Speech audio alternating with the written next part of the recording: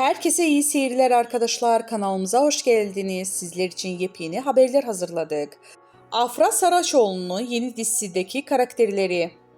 Pera ülkenin en tanınmış fenomenlerinden biri. Dışarıda baktığında kusursuz bir yaşam sürdürüyor gibi görünse de hikayenin ilerledikçe karakterinin özel hayatı ve baskıları ve gerçek kimliklerinden mücadelesi ortaya çıkıyor.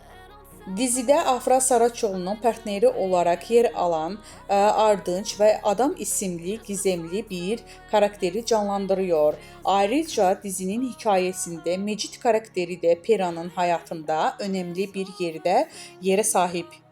Dizinin çekimleri tamamlandığı ve yayın tarihi kısa süre içinde açıklanması beklendiği bildirildi. Şu ana kadar kesin bir yayın günü duyurulmadı.